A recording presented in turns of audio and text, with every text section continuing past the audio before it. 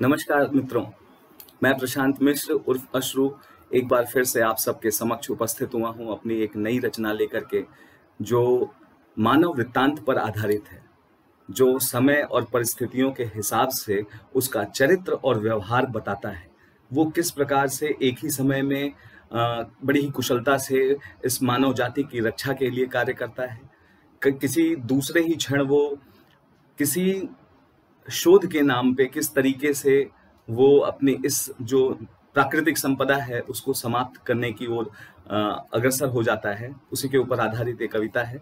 आप सबसे विनती है, थोड़ी देर के लिए मुझे तरजीह दें। मानव वृत्तांत। मैं मानव कभी मृदंग सा कभी भुजंग सा, व्याप्त संसार में लोभ और वासना की गंध सा, धरा से नभ की शून्यता को भेदता शोध के नाम पर, धरा से नभ की शून्यता को भेदता शोध के नाम पर, मैं ही हूं जो वसुंधरा की शांति करता भंग सा।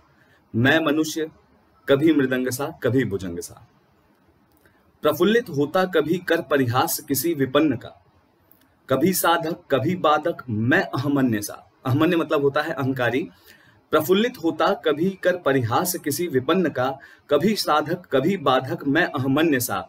इसी उधेड़ बूंद में चरित्र रचता रहा धर्म के नाम पर, मैं भ्रमित ढूंढता रहा मरीचिका किसी मृग सा। मैं मानव कभी मृदंग सा कभी भुजंग सा, अश्रुबंधनों में बंधता रहा किसी जंजाल सा, अश्रुबंधनों में बंधता रहा किसी जंजाल सा, कभी वैरागी अनुरागी बनता कभी गंधर्व सा।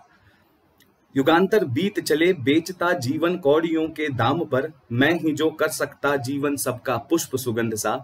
मैं मानव कभी मृदंग सा कभी भुजंग सा। बहुत बहुत धन्यवाद आपके इस संयम के लिए और मुझे सुनने के लिए। धन्यवाद।